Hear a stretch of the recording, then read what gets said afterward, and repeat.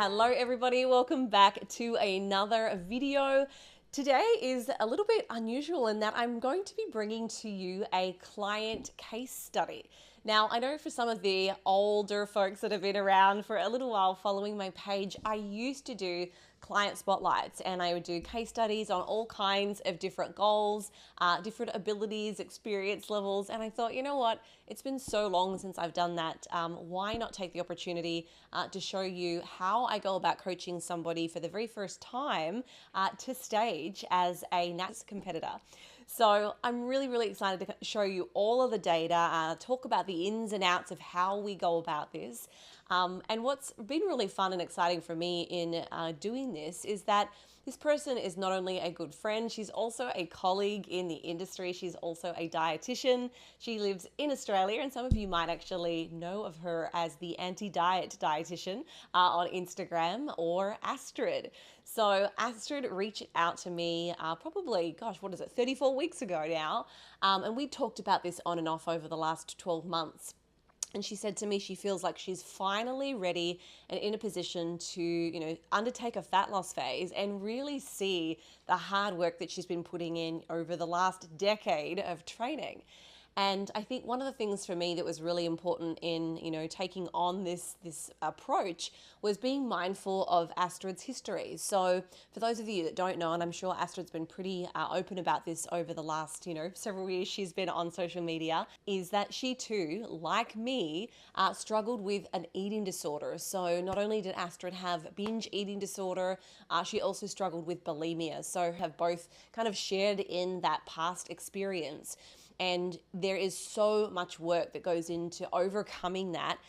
My biggest priority in accepting Astrid as a client to work with me was that we did this in a safe and efficacious way, and to also understand the inherent risks of dieting to this extreme, because bodybuilding obviously is an extreme sport. So I think when we kind of started talking about, venturing into the bodybuilding sphere, and she's going to be competing as a natural wellness competitor on the weekend, I believe, I wanted to make sure that, we are focused on maintaining a healthy relationship with her body, trying to avoid body dysmorphia, and that we maintain, positive confidence in herself, and also maintain a healthy relationship with food.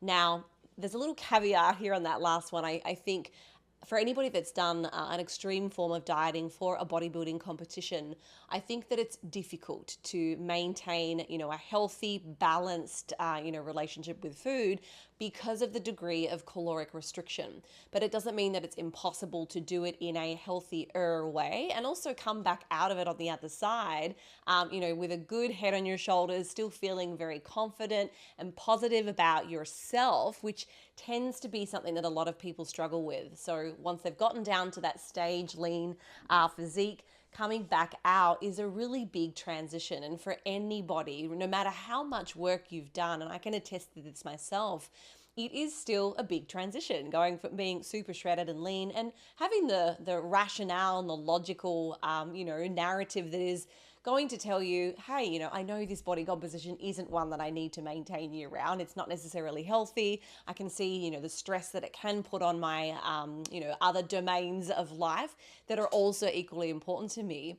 It doesn't mean that you don't still have those, negative thoughts or frustration, as we kind of come back out. So I'll be really interested to see how we can kind of progress after this show and help Astrid kind of get back to a place where, she's feeling balanced again. All right, so I've pulled up Astrid's starting photos here. So I've got one front-facing photo and a rear-facing photo.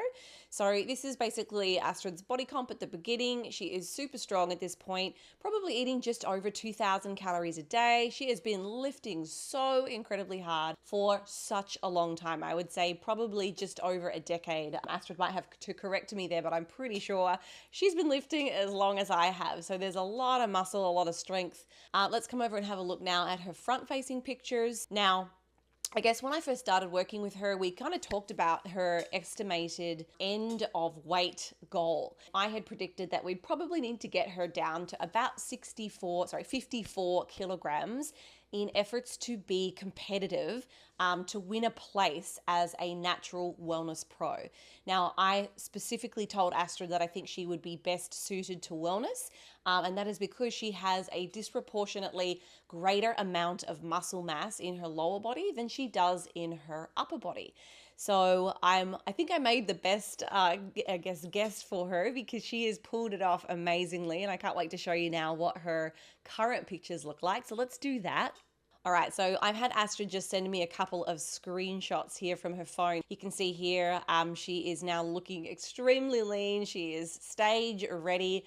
I think that if I had to be extremely brutally honest, I think Astrid might have been able to lose about maybe 1 more kilo, and it would just be body fat from her legs, and that's where most of us girls store most of our body fat.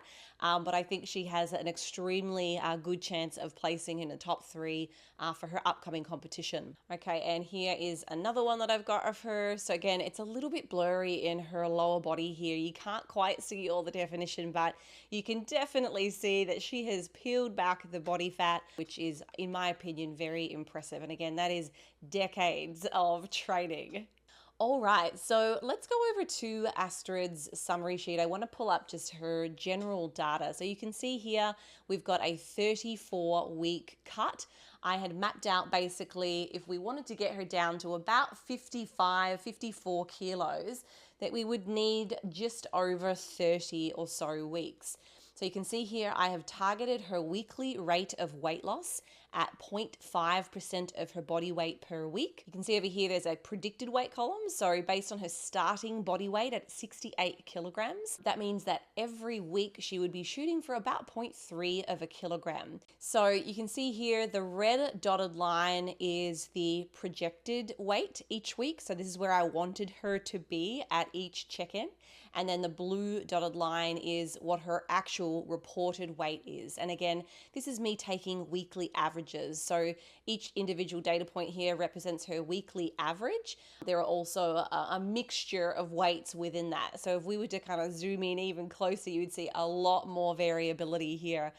So she's done a fantastic job at working through this projection, and basically each week I will give her specific targets that basically allow her to meet that goal. And you can see there's a lot of precision that goes into these adjustments, and as a result, when you are compliant, and I'll show you her weekly compliance, the results speak for themselves. So you can see she's gone a little bit below what I needed her to in this midsection of the prep. I have a feeling that some of these weeks where her weight has really dropped down by quite a substantial amount was actually when she was on vacation. And when she was on vacation, she wasn't doing quite as much resistance training. She was just doing a little bit more walking and some cardio. So as a result, there would be a pretty substantial decrease in total body water, these bigger drops here around that time frame. So we'll pull up her sheets again. And I mentioned before her compliance. So you can see here over the course of 34 weeks, there is a lot of green. There's only a few or a handful, maybe just over a dozen kind of non-compliant weeks, but they are still very close to the targeted calorie goals. So you can see here in week 10 was really the first week where she had a slight surplus of calories or energy intake coming in. And you can see that was 105%. And as we kind of trended down towards the end of the prep, where it's getting a lot more challenging, you can see these last few weeks for Astrid have been extremely difficult. So she's been over her calorie targets by quite a bit here. There's one exception where her calories were a little bit lower when I'd actually upped them for her and we decided or agreed to actually increase her activity levels instead. But it is more difficult as you get leaner, as those appetite regulating hormones start to move outside of what's considered normal. It does become a lot more difficult to adhere to the lower calories. So overall, she's had a pretty compliant prep with just a couple of weeks outside the targeted calorie goals. So again, now we are looking at her reported energy intake over the 34 weeks. So when we first started, Astrid's calorie intake was around 1,900, 2,000 calories on average per day. And she would also have some days that were substantially higher, other days that were substantially lower, just depending on how her activity levels were and her appetite. So we kind of jumped in pretty quickly to around 1700 calories. And then you can see we've trended down over time. So 1900 was kind of the starting point, and our end point, or at least some of these lower days here or weeks, were around the 1400 mark. So obviously Astrid is a natural competitor. What I will say, and I have worked with several women that are also competing who are on performance enhancing drugs, their calorie intakes are usually a little bit higher, and that might be an indication because of two different factors. One might be that they are a much more muscular. So any of the ladies that are competing in figure, for instance, they would be expected to have more muscle mass, and thus their calories are a little bit higher. But some of the performance enhancing drugs do increase people's resting metabolic rate, and thus their bodies require more energy. They burn through more calories just to perform the same amount of exercise. So it wouldn't be unusual to see somebody's intake of a similar body weight, perhaps up around the mid 2000s or even a little bit higher. And their end of contest prep calories might also be quite a bit higher than the numbers that you see here. And again, just again as a reference point for me, I'm actually a similar weight to Astrid as well. I'm a little bit taller than her, but my calories usually finish around the 1300, even the 1200 mark when I am competing.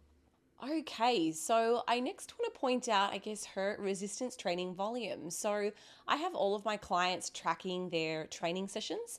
Not only do I have them track their calorie expenditure, and again, this is just an estimate, I also have them tracking their training volume in either pounds or kilograms. So we'll pull up that spreadsheet now so that we can have a look at her trends. So you can see here at the beginning of the prep, so time 0.0, you can see her volume as she started tracking was just under 25,000 kilograms. And then as we have progressed through the program, as the volume and intensity has increased, we've also been intentional about increasing her energy expenditure. And one of the things that Astrid had kind of pointed out that she doesn't really enjoy a lot of cardio. And you'll see here in a moment when I pull up her sheets again, she's done basically zero high intensity interval training. And a lot of her energy expenditure has come from low intensity or moderate intensity steady state cardio. And we also made up a lot more of her, I guess, daily energy expenditure through more resistance training volume. And again, that's not always my preference. I think we do have to be mindful of somebody's, ability to recover from the training. And it has only been in perhaps the last 4 to 6 weeks, those final few weeks of her competition, where she started to report feeling extremely sore and under recovered. And again, for somebody that's pushing to that level of leanness, it's not an uncommon symptom of the contest prep, but it's definitely something to be mindful of. But for somebody that's listening, that's thinking about, well, how can I move my body more? I'm not really a big fan of cardio. There's no reason why you couldn't also help continue fat loss by increasing your training volume, provided that you're recovering from those sessions. So her very last session here, or this past week's data, she clocked in just on 100,000 kilograms of training volume. So something else that I kind of set up for Astrid just to make sure that we're kind of on the same page were ensuring that she was achieving a certain weekly set number on the muscle groups that she cares about. Obviously for wellness, we're definitely focused on big glutes, strong thighs, and we also want some degree of symmetry with her upper body, specifically her shoulders. So you can see here, I have kind of made some suggestions for Astrid about how many sets I think that she should do as an experienced lifter for each of the different muscle groups. So here for glutes, I had recommended that she do about 24 sets per week. Coming down to her quads, I'd recommended about 18 sets. Obviously, she already had really great quad definition and quite a lot of muscle mass. But just to kind of offset or keep it balanced and not overdo it too much, we pulled back just a little bit on that quad volume. Coming down, I guess I should have done this in order of preference. Shoulders were also one of the higher or equal first contenders for top priority muscle groups. So again, I prescribed or recommended her do 24 sets per week.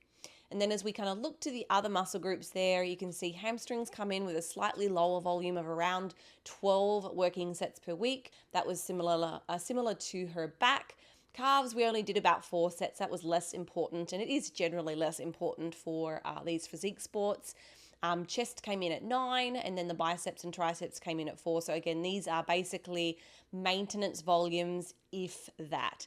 Now, for biceps and triceps, because she is still doing some pushing and pulling movements from the back and the chest, she's also getting some indirect work on her biceps. So even though we've only got 4 direct sets, she is still also getting an additional 9 sets or even 12 sets in the case of her back training, where she's getting indirect work on those muscle groups as well.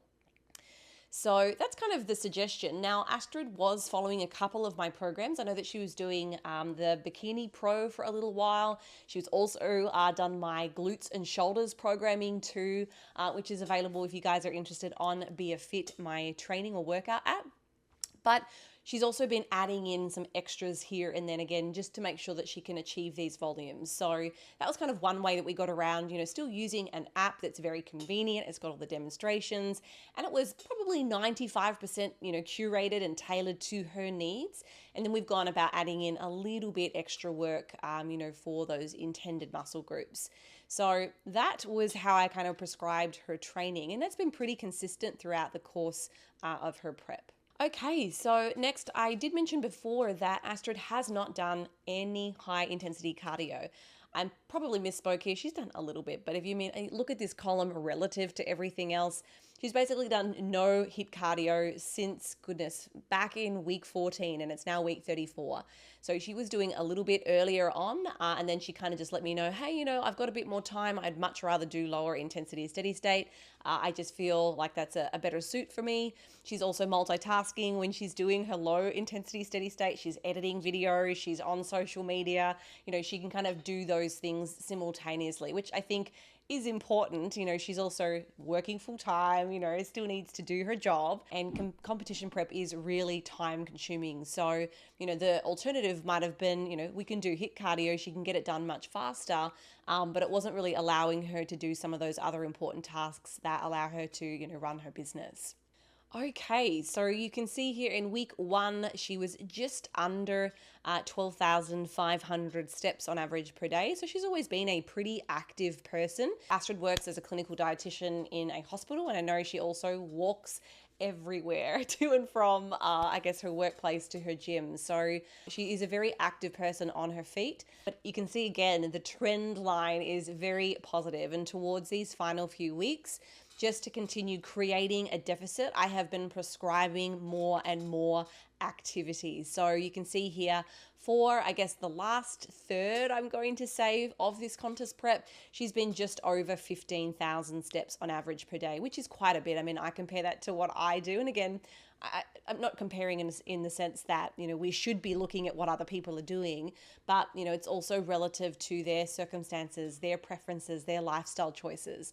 I am so sedentary and I'm so time poor that for me, I would not have the number of hours in the day to get this many steps. So I personally would preferentially choose HIIT training to get maximum calorie expenditure per unit of time as possible, whereas Astrid was much more happy to work and do a slower, lower intensity walking. And then the last graph I think that I have here to show you is her low intensity steady state cardio. So again, this is reported in minutes. So you can see here at the beginning, probably for about the first 50%, she was only doing about 200 minutes of intentional cardio per week. And then towards the end, you can see she started to kind of ramp that up a little bit. And that's been a combination of many different types of cardio.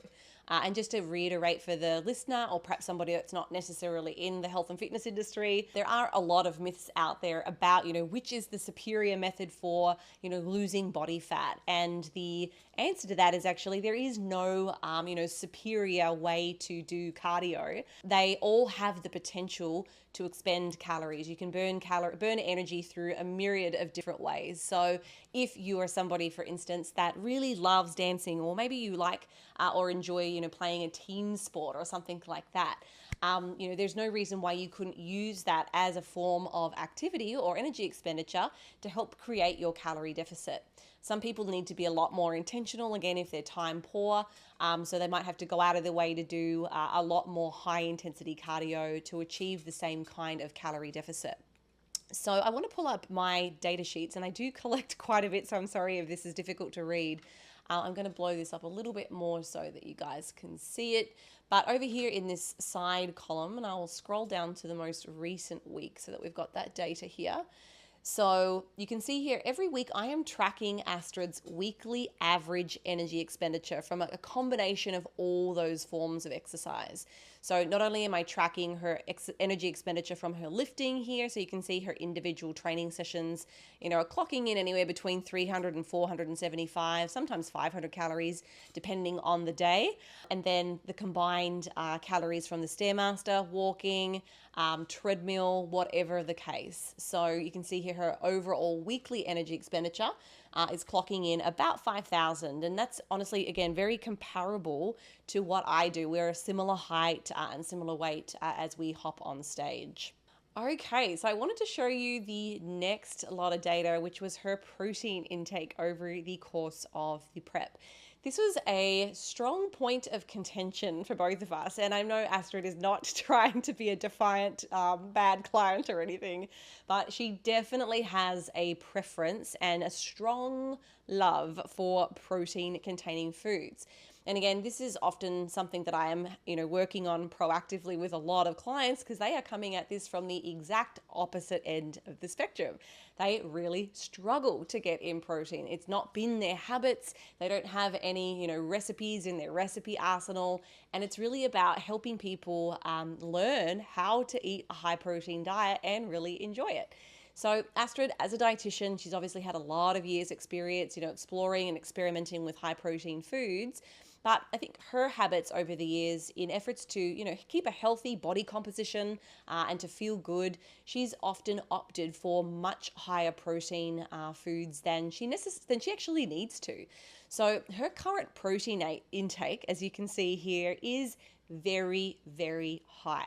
So it started out, you can see here in week 1, she's at 190 grams of protein per day. And it was kind of up around these numbers for at least the first 50% of this prep. So for the first, 13 weeks almost of dieting, she was up around these really high numbers. Now, there is no inherent or kind of direct risk of having a high protein diet like this unless you have a known medical condition that affects your kidneys. Astrid's obviously not in that case. She doesn't have any clinical medical conditions that would be problematic in having such a high protein diet. But the problem does start to arise as our calorie intakes fall or decline. So one of the things that can happen as her calorie intake decreases is that her protein intake becomes disproportionately higher than her carbohydrates and fats. That can become problematic in the sense that it makes meal planning a little bit more difficult. It means that you start to have to put together very unique and interesting combinations of foods that may not necessarily feel or leave you feeling very satiated. And I don't just mean satiation from a perspective of like hunger, fullness.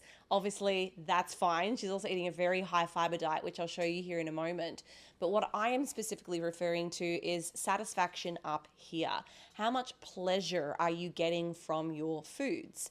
So that was one conversation that I know I had with Astrid many weeks over, and she did work proactively to try and bring it down, but then her habits would kick back in. So, you can see there, it's kind of up and down, but on average, she is well over the necessary or the required protein intakes based on her lean body mass. So I think one of the things that I was, again, concerned about at the beginning, as I mentioned before, I wanted to make sure that Astrid maintained a healthy relationship with foods, and knowing the trajectory of caloric restriction involved as a competitor, my concerns were that if she maintained that really high level of protein, that she would start to displace carbs and fats, and they are also very important for energy, for performance, and making sure that she can actually recover from her training sessions. So towards the end, one of the symptoms that Astrid had expressed was just feeling like she wasn't recovering very well. She was starting to experience, or at least have, increased food noise, which is basically the symptom of dieting, especially at this extreme level. Your thoughts are constantly about food. So I continued to give her that reassurance, you can bring comfortably your protein down and trade them out for more carbohydrates, and it will help to fuel your performance, and you should start to feel a little bit better. And we also know that with increasing carbohydrates comes increasing leptin levels. That's that appetite regulating hormone. So I was trying to actually assist her in her hunger as well by bringing down that protein and bringing back up her carbohydrate.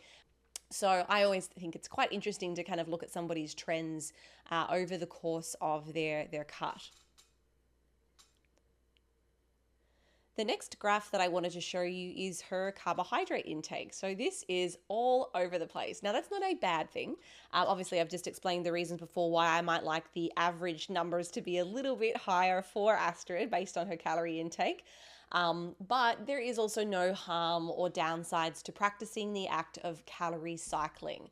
So basically what this means is that, once we've set somebody's protein target, that the remaining calories from either carbs or fats can basically be titrated against one another. So for example, if on one particular day you're feeling like you would rather enjoy, something that's a little bit higher in fats, it might be a creamy dish, it might be some avocado, you might want to indulge in some nuts or a nut spread or something like that. Provided that you offset those calories by bringing down your carbohydrate, you can certainly have some higher fat days. And the reverse is also true. So for Astrid, she much prefers to have a very low fat diet. So she's somebody that's always, routinely, chosen extra lean protein sources. So extra lean ground beef, chicken, seafood, low fat or fat-free dairy products. It's much easier for her to manage her calories, even outside of competition, when she chooses the lowest fat options. And that gives her a bit more freedom and flexibility for more carbohydrates, which she does prefer. And Astrid is a big cereal fan. She has expressed many times just loving all of the American cereals. In fact, she was over here in the middle of the year, actually. And I know that she was stocking up on all of those good things. So it's interesting to see Astrid's carbohydrate intake. I will say, I think if it was my recommendation would have been to reduce her protein, bring up her carbohydrates a little bit more, because you can see here there are several points where she is down, pretty close to 150 grams on average per day, which is quite low, especially considering how active she was. As I mentioned before, her training volumes were increasing pretty linearly throughout this prep, and that probably would have warranted her slightly more energy, maybe better performance, and optimal recovery had she prioritized her carbohydrates a little bit better. But there's always this discussion to be had of here's what the science would say, and then here's what's most practical for the client. And for Astrid, having that habit of high protein foods, and that's been her way of kind of adhering to her calorie goal, that was the best strategy for her. Okay, so the last graph that you are looking at here are Astrid's average weekly fiber intakes. So you can see here at the beginning of the prep, again, keep in mind Astrid was not dieting, has not dieted in probably a decade. So her daily fiber habits probably saw her somewhere between 20 and 40 grams, which is excellent, by the way. I think the average American's diet is somewhere below 20 grams. I think it's around 15. So Astrid has some fantastic habits around dietary fiber. But as soon as we started to drop those calories, you can see what happens pretty quickly with her fiber intake. She is bumping those numbers right up. She's really fueling up on much more voluminous foods, big salads. I know she had a couple of go-to stir-fry dishes that had all kinds of veggies. Some of them were your cabbage varieties. I know she had bean sprouts. She uses a lot of Asian greens and like the slaw mixes to really give her voluminous meals. The only downside for Astrid by having really high fiber intake, and I can relate to this as well, and I know a lot of people that I work with have a similar tug of war when it means dieting is on the cards, is that they struggle with IBS. So Astrid has irritable bowel syndrome, and we know that a fiber-rich diet, especially at these levels, can actually be problematic in that there's a lot more food that passes completely undigested or partially digested through the gastrointestinal tract, and it lands itself in the colon, where it's then fermented by our gut microbiome. And the byproducts of that fermentation process are lots of different types of gases. And as those gases expand in somebody's intestinal lumen that has IBS, there is now a lot of discomfort and bloating and pain. So one of the difficulties that we had as she was going through this contest prep was managing her hunger and managing the symptoms of IBS. So my feedback for Astrid was to try and bring those levels down just a little bit to kind of help reduce the amount of fermentation that was going on because of how high her fiber intakes were. And then to also be a little bit more mindful of some of the FODMAPs. So she has some very specific known FODMAPs, but in efforts for Astrid to stay compliant to her calorie goals. And again, she started off at about 1700 and we were kind of working her way down to 14 towards the end. The only way, or the best way for her to be adherent to those targets, were to really ramp up her consumption of diet foods. And unfortunately, whilst they help with calorie compliance, they couldn't be worse for people with IBS. So sugar alcohols are one of the worst or most problematic for having a happy gut or a happy tummy. So Astrid was using a lot of artificial sweeteners. She was using a lot of products, sauces, dressings, condiments that had artificial sweeteners in them. Not to mention a lot of garlic, onion, and other various things that also contributed to a lot of GI disruptions. So I know for Astrid, it has been probably one of the more challenging periods of her life, trying to manage, a fat loss phase when there's this temptation to use those diet products. And I also can agree, when I diet, whilst I am certainly very creative in the kitchen and able to make lots of different low-calorie foods, the use or reliance on those diet products are extremely high, and my stomach is always in a lot of pain when I'm dieting. I am much happier when I'm on my off-season macros, or I'm just kind of, intuitively, mindfully eating. I am a substantially happier person because I'm not chronically in pain. So that's something to think about. I think a lot of people, are very focused on, the end outcomes of their diet. But as maybe one area of your life might subjectively feel a little bit better, you might be improving your body composition if that's a goal for you. But at the same time, is your quality of life decreasing because now you're introducing, a gastrointestinal symptom that you didn't previously have, and they're kind of offsetting one another, So you've got to weigh up the pros and cons, I think, when we, embark on a fat loss phase. So you can see towards the end here, Astrid's average fiber intake is up over 60 grams per day. So she's having to fill up on a lot of fibrous foods to stay satiated. So they are all the data points that I wanted to go over with you all. So you can see from start to finish, Astrid has lost just on 11 kilos. So she started at 68 kilograms and she's now down to 57.6. She had been at a slightly lower weigh-in a few weeks ago. However, the reason her weight is trending back up, but I am not concerned about this, is because of the increased training volume. So she was consistently sitting in the 70s here. And then just for these last few weeks, on average, her activity has skyrocketed. And again, that was in efforts to continue creating a calorie deficit. We know she's burning more energy, but it doesn't always reflect on the scale. And that's why it's so important not to use the scale as your only measure of progress, because this type of adjustment to your training, resistance training especially, will have yielded a significant increase in total body water. That's a massive percentage increase, and you can see it in Astrid's check-in videos. I wish that I had some more of her photos to share with you, but we've seen, just across a matter of 2 or so weeks with that kind of training volume increase, and not to mention coupled with increases in cardio. You can see here for probably the 7 or 8 week out mark, she was averaging about 300 or so minutes of cardio. She's ramped that up to 400, 500 minutes of cardio to get that last little bit of body fat off. So even though we know logically her energy expenditure is up by a meaningful, a significant amount, it is completely masked on the scale because of that total body water influence. So for anybody that is feeling a little bit frustrated with their own fat loss goal, please remember that as you up the ante, if you increase the intensity, if you increase the volume of your training, or you make adjustments to your fiber, or you make adjustments to your sodium, all of those variables will mask fat loss on the scale. So it's really important not to get too attached to what that number says. And even for Astrid, in her last couple of check-ins, she said to me, Holly, I'm so frustrated. It's so annoying knowing I'm putting in all this work and the scale isn't going down, and even though we know logically that she is still making progress, it's so difficult to just separate your emotional attachment to that number and then the reality of what's really going on. And that's why we track all of these metrics as somebody goes through a competition prep.